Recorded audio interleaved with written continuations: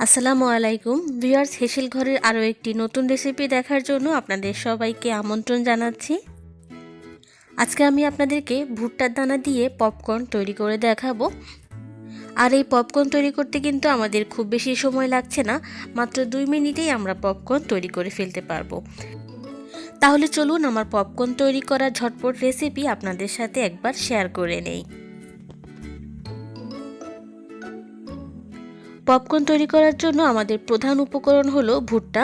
আমি এখানে 1.5 কাপ পরিমাণ ভুট্টার দানা নিয়েছি, আর এই ভুট্টার দানাটা কিন্তু আমি বাজার থেকেই কিনেছি। এরপরে আমি চুলায় একটি হাঁড়ি বসিয়ে নিয়েছি এবং হাঁড়িটাকে আমি ভালো করে গরম করে নিচ্ছি। খেয়াল রাখতে হবে আপনি হাঁড়ি অথবা কড়াই যেটা দিয়ে তৈরি করেন না কেন, আপনার হাঁড়িটাকে খুব ভালো করে গরম করে নিতে হবে। হাঁড়িটাকে ভালোভাবে গরম করে নেওয়ার পরে আমি এর মধ্যে দিয়ে দিচ্ছি 1 টেবিল চামচ পরিমাণে সয়াবিন তেল অথবা রান্নার তেল।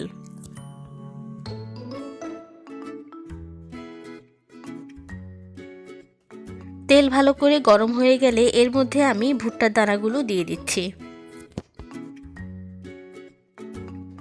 গরম তেলের মধ্যে ভুট্টার দানাগুলোকে কয়েক সেকেন্ডের জন্য এইভাবে রেখে দিব। এরপরে আমি 1 চিমটি বা স্বাদ মতো লবণ দিয়ে দিচ্ছি। নেড়েচেড়ে সবকিছু ভালোভাবে আমি মিশিয়ে নিচ্ছি। এবারে ঢাকনা দিয়ে ঢেকে দিব এবং ঢাকনার মধ্যে যে ছিদ্রটা আছে সেটা আমি বন্ধ করে দিচ্ছি, যাতে করে গরম ভাবটা বাইরে বের হয়ে না যায়। আর এই সময় আমি চুলার আঁচ মিডিয়াম হাইতে রেখে ভুট্টাগুলোকে ভেজে নিচ্ছি।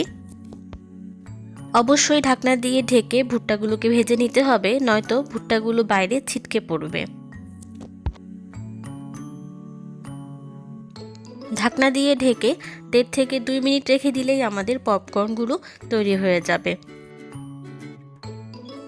ভিউয়ার্স দেখেন, মাত্র 2 মিনিটেই আমাদের পপকর্নগুলো তৈরি হয়ে গেছে।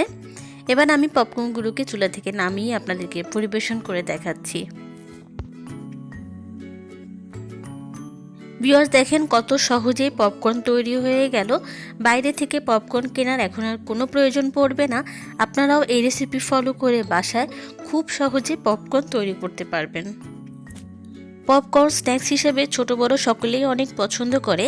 1 বাটি পপকর্নের উপরে সামান্য চিনি ছিটিয়ে বিকেলবেলা স্ন্যাক্স হিসেবে আপনার বাসার ছোট্ট বাবুটাকে দিতে পারেন, দেখবেন সে অনেক বেশি খুশি হবে। আশা করছি রেসিপিটি আপনাদের সবার কাছে অনেক ভালো লেগেছে।